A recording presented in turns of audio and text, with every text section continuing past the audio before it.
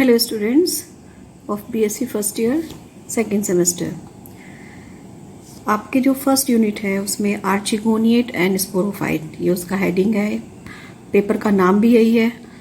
तो इसमें जो है हम आर्चिगोनिएट्स क्या होते हैं या ब्रायोफाइट्स से रिलेटेड जितने भी इम्पोर्टेंट पॉइंट्स हैं जो अब रह गए हैं, क्योंकि रिक्सिया, मार्केंशिया, एंथोसिरोस ये काफ़ी आप कर चुके हैं, तो उससे रिमेनिंग पार्ट्स जो है वो सारा लगभग मैंने इसमें समराइज कर दिया है एमसीक्यू के अकॉर्डिंग। तो इसमें सबसे पहले मैंने एक्सप्लेन किया है व्हाट इज आर्चिगोनिएट। आर्चिगोनिएट क्या होते हैं, किसको हम आर्चिगोनिएट कहेंगे? तो आर्चिगोनिएट वो हैं जिनमें फीमेल रिप्रोडक्टिव ऑर्गन आर्चिगोनिया पाया जाता है। क्योंकि ब्रायोफाइट्स अगर हम डेवलपमेंट देखें तो एल्गी से डेवलप हुए ब्रायोफाइट्स, ब्रायोफाइट से डेवलप हुए टेरिडोफाइट्स, और टेरिडोफाइट से डेवलप होते हैं जिम्नोस्पर्म। तो ये इस तरह का ऑर्गेनिक एवोल्यूशन जो है हमें दिखाई देता है, डेवलपमेंट हमें दिखाई देता है। तो एल्गी का डेवलपमेंट चूंकि ब्रायोफाइट से हुआ है, एल्गी में फीमेल रिप्रोडक्टिव ऑर्गन कुछ स्पेशल नहीं होते, उगोनिया वगैरह पाई जाती हैं, लेकिन यहाँ पर उगोनिया ना होके आर्चिगोनिया का फॉर्मेशन हो जाता है। ये आर्चिगोनिया हमें ब्रायोफाइट्स में भी मिलती है, ये आर्चिगोनिया हमें टेरिडोफाइट्स में मिलती है, और ये आर्चिगोनिया हमें जिम्नोस्पर्म में भी मिलती है। तो ब्रायोफाइट्स, टेरिडोफाइट, जिम्नोस्पर्म तीनों में इसी तरह की आर्चिगोनिया पाई जाती है। इस कारण इस पेपर का नाम आर्चिगोनिएट रखा गया है, जिसमें हम किस किस की स्टडी कर रहे हैं? ब्रायोफाइट्स की स्टडी कर रहे हैं, टेरिडोफाइट्स की स्टडी कर रहे हैं, और स्टडी कर रहे हैं जिम्नोस्पर्म की। लेकिन इन तीनों की आर्चिगोनिया में कुछ बेसिक डिफरेंसेस पाए जाते हैं। तो आर्चिगोनिएट उसको कहेंगे जिनका फीमेल रिप्रोडक्टिव पार्ट जो है आर्चिगोनिया है। एग्जाम्पल दे रखा है आर्चिगोनिएट्स का, bryophytes, pteridophyte and gymnosperm. Differences देखें तो ब्रायोफाइट्स वेल डेवलप्ड होती हैं। आगे जब इसके पढ़ेंगे आप तो इसमें क्या है, नेक, वेंटर सारा जो है वेल डेवलप्ड है। नेक के चारों तरफ एक स्ट्राइल लेयर है नेक सेल्स की बनी हुई, अंदर नेक कैनाल सेल्स हैं। वेंटर भी चारों तरफ से वेंटर वॉल से घिरा है। टेरिडोफाइट्स में क्या होता है, नेक कैनाल सेल्स भी होती है, वेंटर कैनाल सेल भी होती है, एग सेल भी होती है। नेक के चारों ओर स्ट्राइल नेक भी पाई जाती है, नेक सेल्स की बनी लेयर, लेकिन वेंटर के चारों तरफ वेंटर वॉल एब्सेंट होती है। और जिम्नोस्पर्म में हमें नेक के अंदर नेक कैनाल सेल्स नहीं पाई जाती। तो इस तरह से धीरे धीरे जो है आर्चिगोनिया जो है अगर हम देखें तो ब्रायोफाइट्स में वेल डेवलप्ड है, लेकिन जब हम ब्रायोफाइट से टेरिडोफाइट और जिम्नोस्पर्म की तरफ मूव करते हैं तो आर्चिगोनिया का स्ट्रक्चर धीरे धीरे विलुप्त हो रहा है, डिसअपियर होता चला जा रहा है।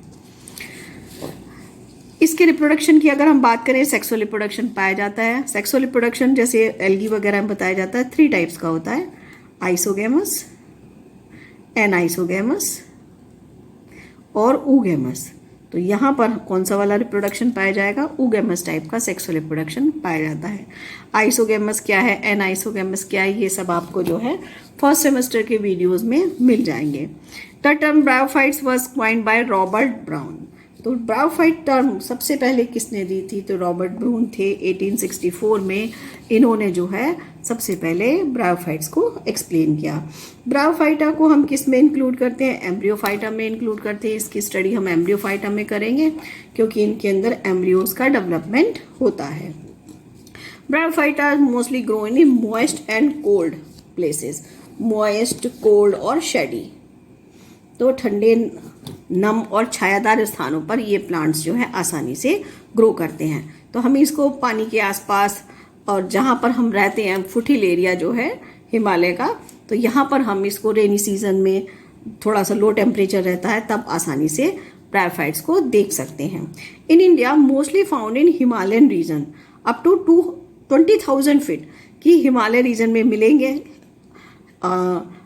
और हिमालय रीजन में भी कितनी ऊंचाई तक? लगभग 20,000 फीट की ऊंचाई तक इनकी प्रेजेंस को देखा गया है। अगर हम पूरे हिमालय का कंपेयर करें, ईस्टर्न हिमालय और वेस्टर्न हिमालय का, तो ईस्टर्न हिमालय में ज़्यादा ब्रायोफाइट्स मिलेंगे कंपेयर टू वेस्टर्न हिमालय के।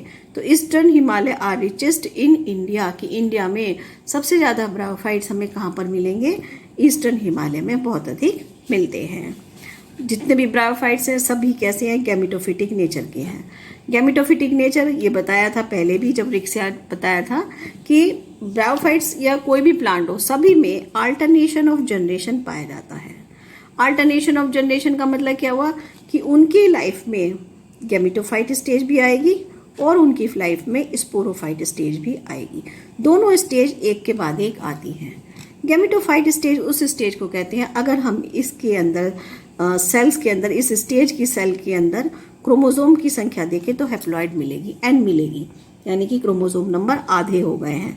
और अगर हम डिप्लॉयड स्टेज में देखें तो यहाँ पर क्रोमोसोम नंबर की संख्या हमें क्या मिलेगी, 2n मिलेगी, यानी कि ये डिप्लॉयड कंडीशन में मिलती है।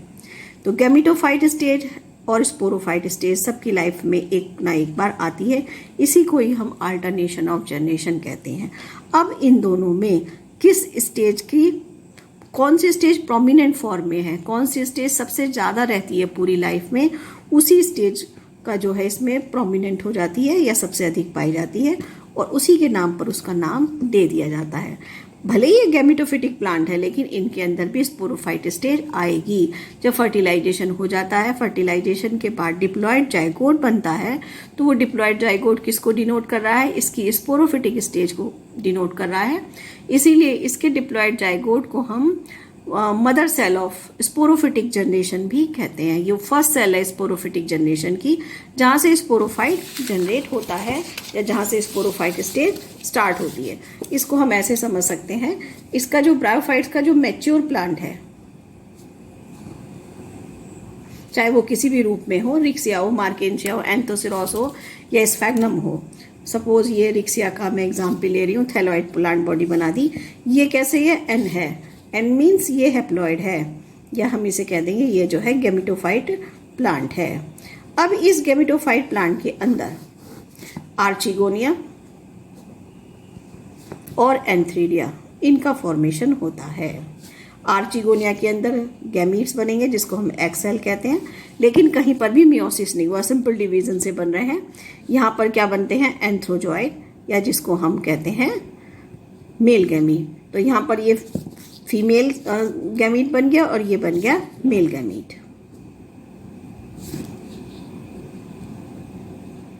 दोनों फ्यूजन कर जाएंगे। फ्यूजन करने के बाद क्या बना, यहाँ पर जाइगोट का फॉर्मेशन हो गया।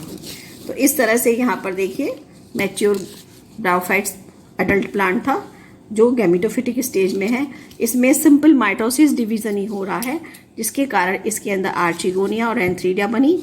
आर्चिगोनिया और एंथ्रीडिया के अंदर क्या डेवलप होती है, मेन जो पार्ट है, बाकी और भी पार्ट हैं लेकिन मेन जिसकी हम बात कर रहे हैं वो एक्सेल है। और ऐसे ही एंथ्रीडिया में जो मेन बन रहा है वो एंथ्रोजॉइड है या मेल गैमीट है।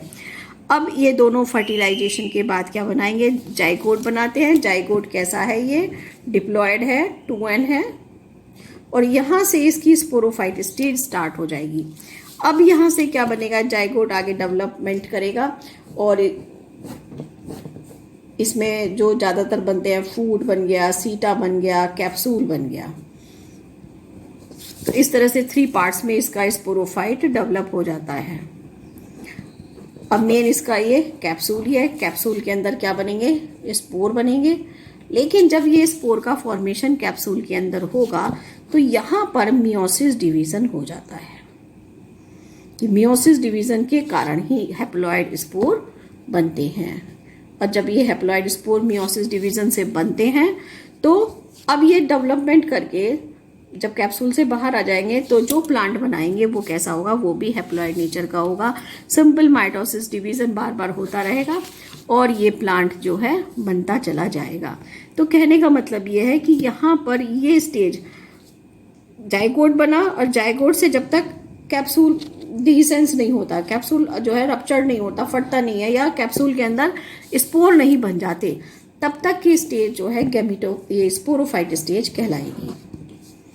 और उसके बाद स्पोर के जर्मिनेशन से जो प्लांट बन रहा है, अडल्ट प्लांट का जो फॉर्मेशन हो रहा है, अब ये यहाँ से कौन सी स्टेज स्टार्ट हो गई, ये सब जो है सारा पार्ट जो है गैमेटोफिटिक स्टेज में आ जाएगा। तो ये सारे के सारे ब्रायोफाइट्स पर अप्लाई हो गई यही साइकिल पूरी, चाहे वो आप कोई सा भी जीनस पढ़ लें, रिक्सिया पढ़ लें, मार्केंशिया पढ़ लें, एंथोसिरोस पढ़ लें या स्फैग्नम पढ़ लें, सभी में ये चीज़ जो है अप्लाई होती है और सबकी एक ही जनरल लाइफ साइकिल है जो मैंने इसमें आपको समझाई। इसीलिए जो है ब्रायोफाइट्स को हम क्या कहते हैं, ब्रायोफाइट्स को हम जो है गैमेटोफिटिक प्लांट कहते हैं। अब इसमें फर्टिलाइजेशन की प्रोसेस जो है इसमें होती है प्रेजेंस ऑफ वाटर, कि वाटर बहुत ज़रूरी है इसके फर्टिलाइजेशन के लिए। बिना वाटर की प्रेजेंस के इसमें फर्टिलाइजेशन पॉसिबल नहीं है। ऐसा ही टेरिडोफाइट्स में भी होता है, क्योंकि इसके जो एंथ्रोजॉइट्स बने, एंथ्रोजॉइट्स कैसे हैं, सीलिएटेड है, सीलिया है, स्पर्म की तरह है ये। अब इनको जो फीमेल आर्चिगोनिया है वहाँ तक पहुँचने के लिए एक मीडियम की ज़रूरत होती है। तो वो मीडियम वाटर ड्रॉप हो सकती है, मॉइस्चर हो सकता है, क्योंकि ये बहुत माइन्यूट स्ट्रक्चर के हैं, तो मॉइस्चर में भी ये जो है मूवमेंट कर सकते हैं, तो वहाँ तक ये जो है पहुँच जाते हैं। और इसके अलावा जैसे नेक कैनाल सेल डिज़ोल्व हो जाती हैं, वेंटर कैनाल सेल डिज़ोल्व होंगी फर्टिलाइजेशन में, तो उस समय वो जो है हाइग्रोस्कोपिक नेचर की होती है, तो क्या करती हैं वो भी मॉइस्चर को एब्जॉर्व करती हैं और स्वेल हो जाती हैं, फूल जाती हैं, जिससे आर्चिगोनिया की नेक ओपन होती है। तो आर्चिगोनिया की नेक को ओपन होने में भी जो है मॉइस्चर का रोल है या वाटर का रोल है। इसी तरह से इसके गैमीट्स के मूवमेंट में, स्पर्म के मूवमेंट में या एंथ्रोजॉइड के मूवमेंट में भी जो है वाटर का या मॉइस्चर का रोल है। तो इस कारण इन दोनों की प्रेजेंस में ही ये जो है फर्टिलाइजेशन कर सकते हैं। अगर नेचर में मॉइस्चर नहीं है, एनवायरनमेंट बहुत ड्राई है, तो इनके अंदर ये फर्टिलाइजेशन नहीं हो पाएगा। इसलिए इन प्लांट्स को हम एम्फीबियन प्लांट्स कहते हैं।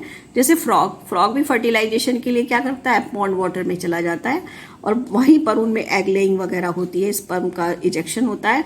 तो कहने का मतलब है कि फ्यूजन की जो प्रोसेस है पॉन्ड के अंदर हो रही है। ऐसे ही उस फ्यूजन की प्रोसेस में जैसे वाटर नेसेसरी है, उसी तरह से इन प्लांट्स के लिए भी रिप्रोडक्शन के लिए वाटर नेसेसरी है। इसलिए हम इनको एम्फीबियन प्लांट्स कहते हैं। दूसरा इसलिए भी इनको एम्फीबियन प्लांट्स, और जो दूसरा व्यू है वो ये है कि ये जो है बहुत ज़्यादा अगर ड्राई एनवायरनमेंट हो तो उसमें सर्वाइव नहीं करते, इसलिए जो है इनकी ग्रोथ के लिए भी जो है वो मॉइस्चर, मॉइस्ट एनवायरनमेंट ज़रूरी है। तो इसलिए भी हम इनको एम्फीबियन प्लांट्स कह सकते हैं।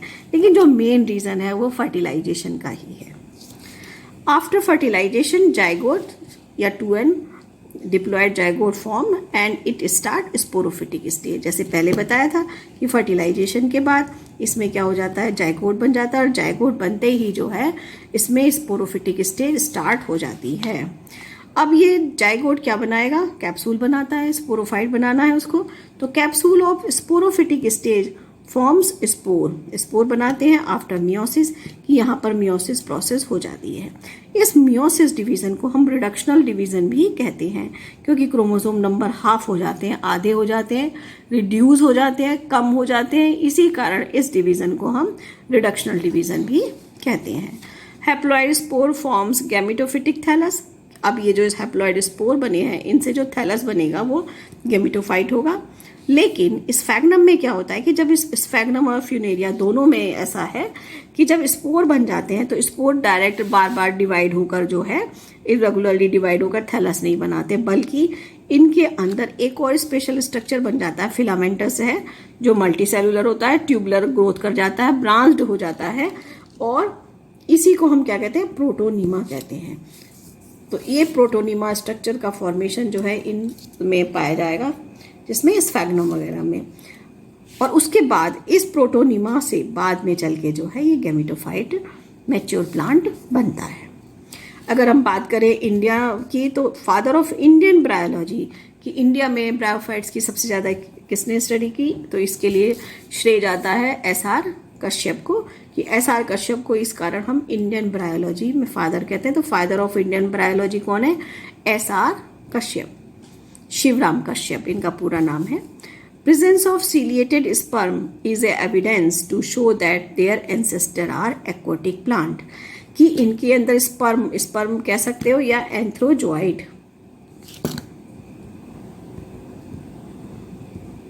स्पर्म या एंथ्रोजॉइड जो इन ब्रायोफाइट्स में बनते हैं वो कैसे हैं, सीलिएटेड हैं, सीलिया है, फ्लैजिला है उनके अंदर, जिसके कारण ये पता चलता है कि इनके जो एंसेस्टर हैं वो कौन से हैं, एक्वाटिक प्लांट है, पूर्वज हैं। पूर्वज जो है एक्वाटिक है, तो यानी कि ये एल्गी से डेवलप हुए हैं, क्योंकि एल्गी ही एक्वाटिक प्लांट में इंक्लूड होती है। Bryophytes are thalloid. ब्रायोफाइट्स का जो प्लांट बॉडी हम थैलॉइड कहते हैं। क्यों कहते हैं, क्योंकि उसके अंदर जो ट्रू रूट स्टेम नहीं पाए जाते। अब रूट है, स्टेम है, ये सब में वेस्कुलर बंडल ज़रूर प्रेजेंट होते हैं, तो वेस्कुलर बंडल तो इसमें है ही नहीं, जाइलम फ्लोएम है ही नहीं। तो जाइलम फ्लोएम ना होने के कारण हम इनसे कहते हैं कि इनके अंदर ना तो रूट्स है, ना स्टेम है, ना लीव्स है। ये सारी चीज़ें इसमें एब्सेंट हैं। इस स्फैग्नम की बात अगर हम करें तो sphagnum also a type of moss. Moss का ही एक प्रकार है। मॉस डिफरेंट टाइप्स के होते हैं। फ्यूनेरिया मॉस है, स्फैग्नम मॉस है। Plant body in sphagnum is not thalloid. इसकी प्लांट बॉडी जो है स्फैग्नम की वो थैलॉइड नहीं है, कुछ कुछ प्लांट की तरह रिजेंबल देती है। लगता है कि इसमें लीफ भी बन गई, स्टेम भी बन गए और रूट्स जैसा स्ट्रक्चर भी डेवलप हो रहा है, लेकिन ना तो वो ट्रू लीफ है, ना ट्रू स्टेम है, ना ही ट्रू लीफ कहलाएगी, ना स्टेम है। तो क्यों? क्योंकि अंदर जिसके अंदर कंडक्टिंग सिस्टम नहीं है, जाइलम फ्लोएम नहीं है, तो इस कारण ट्रू वर्ड नहीं जोड़ेंगे, लेकिन उसकी तरह से स्ट्रक्चर कुछ कुछ इसमें बनने लगे हैं। स्फैग्नम यूज इन पीट फॉर्मेशन। स्फैग्नम का यूज जो है पीट का फॉर्मेशन में करते हैं। इसकी एक लुगदी सी लेयर सी बना लेते हैं। Bryophytes are not have a xylem phloem. पहले भी बताया था कि ब्रायोफाइट्स कोई सी भी हो, किसी में भी जाइलम फ्लोएम नहीं पाया जाता। कंडक्टिंग सिस्टम इसमें एब्सेंट रहता है। क्योंकि जब हम इसके स्टडी करते हैं तो ज़्यादातर क्या होता है कि जितने भी प्लांट्स हम जब उनको स्टडी करेंगे, हम 2 कैटेगरीज में डिवाइड करते हैं। एक तो कहलाते हैं क्रिप्टोगेमस और दूसरे कहलाते हैं फेनेरोगेमस। तो क्रिप्टोगेमस में आएंगी एल्गी, फंजाई, ब्रायोफाइट्स, टेरिडोफाइट्स। तो एल्गी पढ़ चुके, ब्रायोफाइट्स पढ़ चुके फर्स्ट सेमेस्टर में, तो एल्गी और फंजाई पढ़ चुके फर्स्ट सेमेस्टर में। तो ब्रायोफाइट्स और टेरिडोफाइट्स ये दोनों जो हैं इस सेमेस्टर में है, सेकेंड सेमेस्टर में, और ये जो हैं क्रिप्टोगेमस प्लांट की कैटेगरी में आएंगे। अब इसमें चूंकि वेस्कुलर बंडल डेवलप है तो टेरिडोफाइट्स कहलाएंगे वेस्कुलर क्रिप्टोग्राम्स, और इसमें चूंकि ब्रायोफाइट्स में इसमें वेस्कुलर बंडल नहीं डेवलप है तो ये नॉन वेस्कुलर क्रिप्टोग्राम्स भी कहलाए जा सकते हैं। कौन? Bryophytes. Then spore sac of sphagnum is dome shape. अगर हम स्फैग्नम की बात करें तो इसका जो स्पोरोफाइट है उसमें जो कैप्सूल है, तो कैप्सूल कुछ का स्ट्रक्चर काफ़ी हद तक इस तरह से होता है। ये ओपरकुलम वगैरह है और इसके अंदर यहाँ पर ये जो है स्पोर सैक का फॉर्मेशन हो जाता है। तो ये इस तरह की शेप में ये दिखाई देता है। अगर हम ब्रायोफाइट्स को देखें तो ब्रायोफाइट्स क्या हैं? 3 तरह के होते हैं। लीवरवर्ट, जिनको हम हिपेटिकोप्सिडा में स्टडी करते हैं, एग्जाम्पल है इसके रिक्सिया, मार्केंशिया। एक और करेक्टर जिसको हम, एक और टाइप है जिसको हम हॉर्नवर्ट कहते हैं, या एंथोसिरोटॉप्सिडा, इसका एग्जाम्पल एंथोसिरोस है। थर्ड कैटेगरी ब्रायोप्सिडा, ब्रायोप्सिडा में मॉसेस आ जाती हैं। फ्यूनेरिया स्फैग्नम इसके एग्जाम्पल हैं।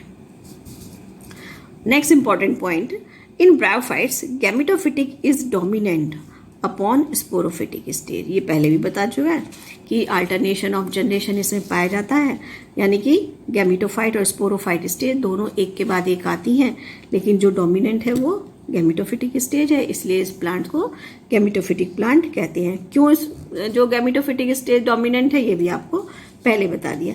एक स्पेशल एक कैरेक्टर इसमें टर्म आती है रिटॉर्ट सेल्स। तो रिटॉर्ट सेल्स स्पेशल टाइप की सेल है जो एक फ्लास्क की तरह दिखाई देती है, जिसकी शेप जो है ऐसे रहती है। ये रिटॉर्ट सेल है।